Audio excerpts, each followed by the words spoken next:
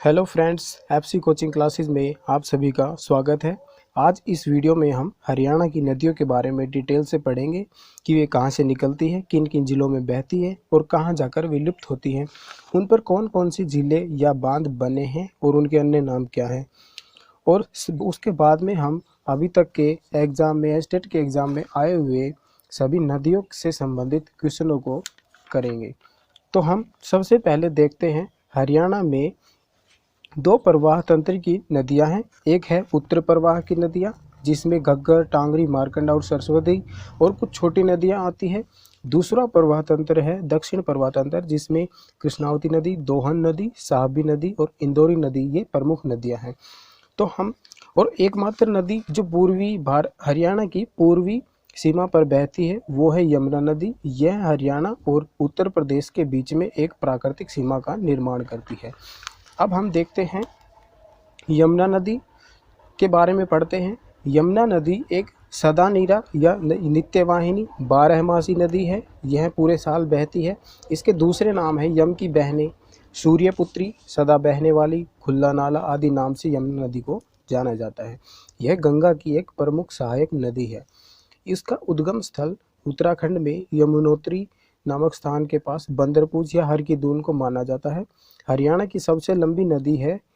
हरियाणा में यमुना नदी की लंबाई है 350 किलोमीटर। इसका परिवेश हरियाणा में कलेसल नेशनल पार्क के समीप ताजेवाला बैराज, जिसका दूसरा नाम है हथिनीकुंड बैराज, जो कि यमुनानगर में है, वहां से ये हरियाणा में प्रवेश करती है।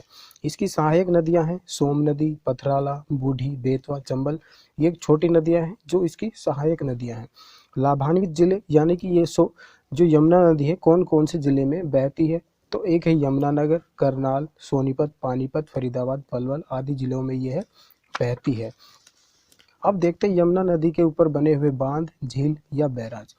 यमुना नदी पर हाथीनीकुंड बैराज जिसका दूसरा नाम है ताजेवाला बांध, अंगपुर बांध जो फरीदाबाद के पास है, रेणुका बांध, चैक डैम, किसाऊ बांध और लखवार बांध आदि यमुना नदी पर बने हुए हैं। यह विलुप्त कहाँ होती है? यह फरीदाबाद के हसनपुर से उत्तर प्रदेश के अलीगढ़ में प्रवेश कर जाती है। अब दूसरा देखते हैं सरस्वती नदी। सरस्वती नदी एक ऋग्वेदकालीन नदी है। यह इसके तट पर नरकातारी तीर्थ और आदि बद्री नारायण मंदिर इसी के तट पर बने हुए हैं। इसकी लंबाई लगभग 110 किलोमीटर है। इसका उद्गम स्थल है आदि बद्री, सिरमौर जो हिमाचल प्रदेश में है। हरियाणा में यह अंबाला से प्रवेश करती है। इसकी सहायक नदियां हैं टांगरी, मारकंडा और छुटांग। अब यह कौन कौन से जिले में बहती है? यह अंबाला, कुरुक्षेत्र और कैथल, इन जिलों में यह बहती है। सरस्वती एक सैनिसा नामक झील का निर्माण करती है और यह विलुप्त कहाँ होती है? पंजाब में संगरूर नामक जगह पर जाकर यह घग्गर नदी में मिल जाती है। अब देखते हैं घग्गर नदी के बारे में। घग्गर नदी का दूसरा नाम यानी अन्य नाम है इसके हकरा नदी के नाम से जाना जाता है, इसे नाली, और यह एक मौसमी नदी है जो बरसात के मौसम में बहती है। इसकी लंबाई लगभग 250 किलोमीटर है। इसका उद्गम स्थल है डगसाई जो शिमला, ये डगसाई की पहाड़ियाँ जो शिमला में है। शिमला कहाँ है? हिमाचल प्रदेश में। अब देखते हैं यह हरियाणा में कहाँ से प्रवेश करती है। हरियाणा में कालका के मालपुर गांव से प्रवेश करती है जो पंचकुला में है। इसकी सहायक नदियां हैं झाझरा और कौशल्या। अब ये कौन कौन सी जिलों में बहती है? घग्गर नदी पंचकुला, अंबाला, कैथल और फतेहाबाद, सिरसा आदि जिलों में बहती है। घग्गर पर बने हुए बांध, झील और बैराज। घग्गर नदी पर दीवानवाला बांध, डगराना बांध, वियराज बांध, ओटू, सिरसा, कौशल्या बांध जो पंचकुला में है, चमाला बांध आदि इस नदी पर बने हुए हैं। अब इसकी विलुप्त कहाँ होती है? यह सिरसा को पार कर हनुमानगढ़ के पास राजस्थान में जाकर विलुप्त हो जाती है। अब नेक्स्ट देखते हैं मारकंडा नदी। मारकंडा का दूसरा नाम है अरुणा। इसकी लंबाई है लगभग 90 किलोमीटर। इसका उद्गम स्थल है नाहन जो हिमाचल प्रदेश की धरती दर की पहाड़ियों से निकलती है। धरती दर की पहाड़ियाँ शिवालिक पहाड़ियों की श्रेणी में ही आती है। हरियाणा में इसका प्रवेश अंबाला से होता है। और मारकंडा नदी की सहायक नदियां हैं रण, बेगना, नकटी और टांगरी। अब इसके लाभान्वित जिले किन किन जिलों में यह बहती है? इसके लाभान्वित जिले हैं अंबाला, कुरुक्षेत्र और कैथल। अब मारकंडा नदी विलुप्त कहाँ होती है? तो यह पेहोवा के नज़दीक सैनिसा झील जो सरस्वती नदी में मिलते समय सैनिसा झील का निर्माण होता है तो वहाँ जाकर ये विलुप्त हो जाती है। अब नेक्स्ट देखते हैं हम यहाँ पर टांगरी। ये छोटी नदियाँ हैं। टांगरी नदी का दूसरा नाम है डांगरी। अब इसकी लंबाई है लगभग 70 किलोमीटर। इसका उद्गम स्थल है मोरनी हिल्स जो कि पंचकुला में है, और ये अम्बाला, कुरुक्षेत्र और कैथल इन 3 जिलों में ये बहती है। इसकी सहायक नदियां हैं बलियाली और आमरी, ये बेहद ही छोटी नदियां हैं। और ये विलुप्त कहाँ होती है? ये मुलाना के पास मरकंडा में जाकर मिल जाती है। उसके बाद नेक्स्ट अपनी छोटी नदी चेतांग नदी, इसका दूसरा नाम है दृष्टद्वती नदी। इसकी लंबाई लगभग 9 किलोमीटर है और यह हिमाचल में शिवालिक की पहाड़ियों से निकलकर हरियाणा में यमुनानगर में प्रवेश करती है। इसकी सहायक नदी है राक्सी, यह यमुनानगर में बहती है। उसके बाद में ये राक्सी नदी में मिलने के बाद कुरुक्षेत्र, करनाल, जिंद और कैथल आदि जिलों में बहती है। यमुना में मिल जाती है ये। अब नेक्स्ट देखते हैं राक्सी नदी, जिसका दूसरा नाम है राका। यह यमुनानगर में सापुरा मैदानी क्षेत्र से निकलती है और यमुनानगर में ही बहती है। लाडवा के पास यह चेतांग नदी में मिल जाती है। ये बेहद ही छोटी नदी है। अब सेकंड देखते हैं इंदौरी नदी की लंबाई लगभग 50 किलोमीटर है। यह नूह यानी कि मेवात की पहाड़ियों से निकलती है, मेवात में ही बहती है और बाद में साबी नदी में यह मिल जाती है। नेक्स्ट देखते हैं हम दोहन नदी की लंबाई लगभग 50 किलोमीटर है। माना जाता है कि यह नदी भृगु ऋषि की पत्नी दिव्य पोमिला की आंख से निकली थी और यह डोसी की पहाड़ियों से निकलती है। रेवाड़ी और महेंद्रगढ़ जिले में ये बहती है। उसके बाद बिचौलपुर के पास साबी नदी में दोहन नदी मिल जाती है। उसके बाद हम देखते हैं कृष्णावती नदी। कृष्णावती नदी की लंबाई लगभग 30 किलोमीटर है। यह जयपुर राजस्थान के पास से निकलती है। यह नीमराणा, कोसली, रेवाड़ी, झज्जर, सुरेती व चुचकवास आदि क्षेत्र में होते हुए बहरोड नाले में मिल जाती है। उसके बाद नेक्स्ट देखते हैं साहबी नदी। ये इसका दूसरा नाम नजफगढ़ का नाला के नाम से भी इसे जाना जाता है। इसकी लंबाई लगभग 120 किलोमीटर है। यह जीतगढ़ या मनोहरगढ़ एक ही नाम है, आसपास ये दोनों के पास बहरोड की पहाड़ी से निकलती है। हरियाणा में यह रेवाड़ी की कोट कासिम के पास है झाबुआ, वहाँ से यह प्रवेश करती है और यह हरियाणा के रेवाड़ी, गुरुग्राम दोनों जिलों में बहती है। इसके बाद इसकी अन्य सहायक नदियाँ हैं सोता, बरकणिया नाला, इंदौरी नाला, दोहन आदि इसकी सहायक नदियाँ हैं। इस नदी पर दारूहेड़ा में मसानी बैराज बना हुआ है।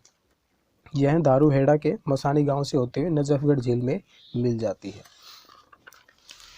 इसके बाद हम कुछ नदी और उनकी लंबाई को देखते हैं। सभी लंबाई लगभग में है। जैसे यमुना की लंबाई 350 किलोमीटर है हरियाणा के अंदर, घग्गर नदी की 250 किलोमीटर और साहबी की 120, सरस्वती नदी की लंबाई 110 किलोमीटर, मारकंडा की 90, टांगरी की 70, इंदौरी की 50, दोहन की भी लगभग 50 है, सोम्ब नदी की भी लगभग 40, कृष्णावती की 30, कौशल्या नदी की लगभग 20 किलोमीटर और थापना नदी की लगभग 15 किलोमीटर और चेतांग नदी लगभग 9 किलोमीटर। अब ये कुछ छोटी नदियाँ हैं, इनके बारे में भी पढ़ लेते हैं। सोम नदी हिमाचल प्रदेश से निकलकर यमुनानगर में बहती है और यमुनानगर में ही यमुना में मिल जाती है। इसके ऊपर दादुपुर और पथरीला 2 बांध इस पर बने हुए हैं। अब देखते हैं थापना नदी, यह भी हिमाचल प्रदेश से निकलती है और यमुनानगर में बहकर यमुना में मिल जाती है सेम। अब देखते हैं आपगा नदी, इसका दूसरा नाम है निचली खांड के नाम से इसे जाना जाता है और इसके अन्य सहायक नदियाँ हिरण्यावती, तैतरणी व मंदाकिनी इसकी प्रमुख शाखाएं हैं।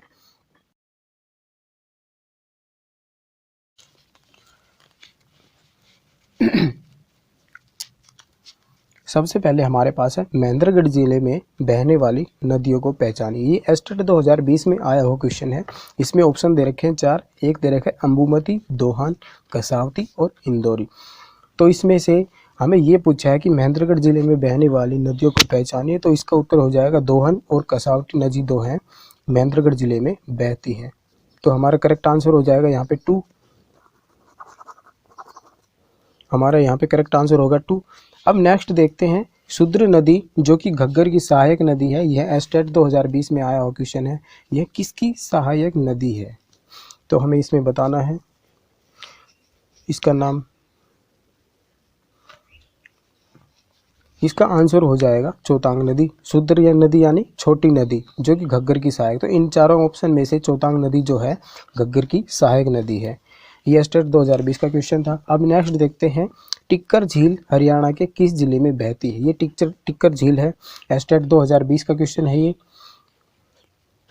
तो टिक्कर झील जो है ये पंचकुला में बहती है। इसके बाद नेक्स्ट देखते हैं हम एस्टेट 2000 क्वेश्चन में आया हुआ 2018 में आया हुआ एक क्वेश्चन है। इसमें पूछा गया है कि कौन सी नदी साहबी में समाहित नहीं होती है? तो हमें देखना है यहाँ पे कौन सी नदी ऐसी है जो साहबी में समाहित नहीं होती है। तो इसमें से दृष्टवती नदी जो है साहबी नदी में समाहित नहीं होती है।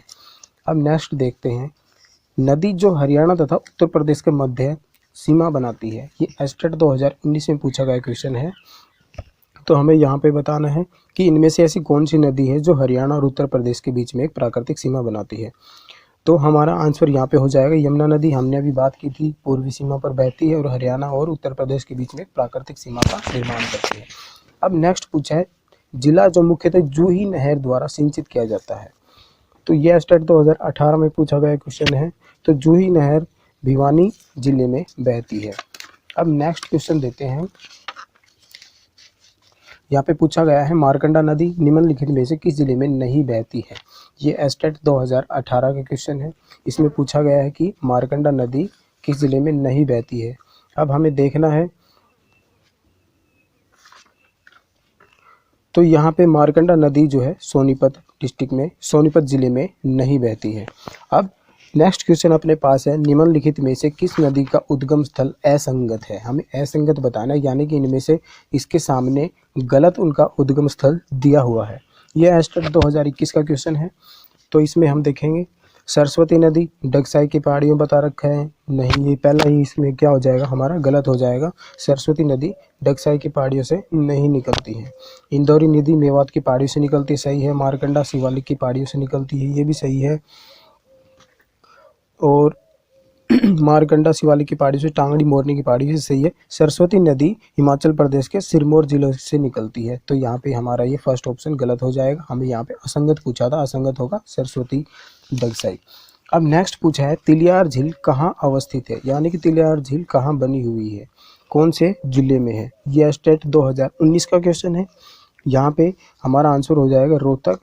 तिलियार झील जो है रोहतक में है। अब नेक्स्ट क्वेश्चन अपना 10th, साहबी नदी निम्नलिखित में से किस जिले में नहीं बहती है। साहबी नदी का पूछा है कि कौन से जिले में नहीं बहती है। ये एस्टेट 2019 का क्वेश्चन है।